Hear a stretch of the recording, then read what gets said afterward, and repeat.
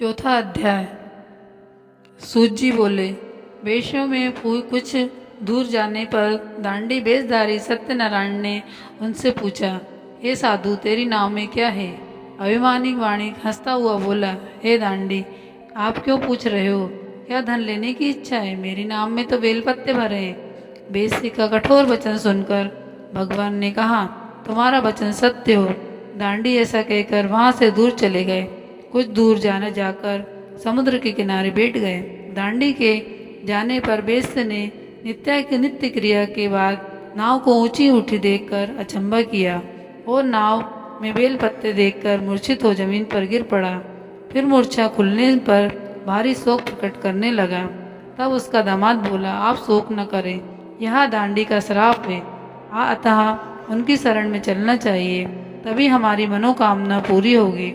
दामाद के ऐसे वचन सुन वह दांडी के पास पहुँचे और अत्यंत भक्तिभाव से नमस्कार कर कहने लगे, मैंने जो आपसे झूठे वचन कहे हैं उनको क्षमा करो। ऐसा कहकर महान शोकातुर हो रोने लगा। तब दांडी भगवान बोले, हे वाणिक पुत्र, मेरी आज्ञा से बार बार तुम्हें दुख प्राप्त हुआ है, तू मेरी पूजा से विमुख हुआ है। साधु बोला, हे भगवान, आपकी माया से मोहित ब्राह्मण भी आदि आपके रूप को नहीं जानते, तब मैं अज्ञानी कैसे जान सकता हूँ? आप प्रसन्न होइए, मैं सामर्थ्य के अनुसार आपकी पूजा करूँगा। मेरी रक्षा करो और नौका में पहले के समान धन भर दो। उसके भक्ति वचन सुनकर भगवान प्रसन्न हो गए। उसकी इच्छा अनुसार वर देकर अंतर्ध्यान हो गए। तब उन्होंने नाव पर आकर देखा कि नाव धन से परिपूर्ण थी। फिर वहाँ भगवान सत्यनारायण का पूजन कर साथियों सहित अपने नगर को चले गए। जब अपने नगर के निकट पहुंचा तब दूत को घर भेजा। दूत ने साधु के घर जा उसकी स्त्री को नमस्कार कर कहा कि साधु अपने दामाद सहित नगर के समीप आ गए हैं। ऐसा वचन सुन साधु की स्त्री बड़े हर्ष के साथ सत्यदेव का पूजन कर पुत्री को कहा, अब मैं अपने पति के दर्शन को जाती हूँ, तू कार्य पूर्ण कर शीघ्र आ जाना।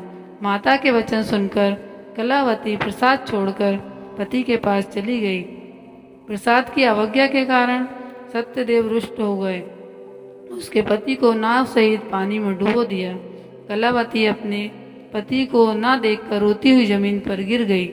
इसी तरह नौका को डूबा हुआ तथा कन्या को रोता हुआ देख साधु दुखित हो बोला, हे प्रभु, मुझसे या मेरे परिवार से जो भूल हुई उसे क्षमा करो। उसके दीन वचन सुनकर सत्यदेव प्रसन्न हो गए। फिर आकाशवाणी हुई, हे साधु, तेरी कन्या ने मेरे प्रसाद को छोड़कर आई है, इसलिए इसका पति आदर्श हुआ है। यहाँ घर जाकर प्रसाद खाकर लौटे तो इसे पति अवश्य मिलेगा। कलावती के घर जाकर प्रसाद खाया, फिर आकर पति के दर्शन किए। बाद में साधु ने बंधु बांधवों सहित सत्यदेव का विधि पूर्वक पूजन किया। उस दिन से वहाँ पूर्णिमा को सत्यनारायण का पूजन करने लगा। फिर इस लोक का सुख भोगकर अंत में स्वर्गलोक गया। इति श्री सत्यनारायण व्रत कथा का 4th अध्याय संपूर्ण।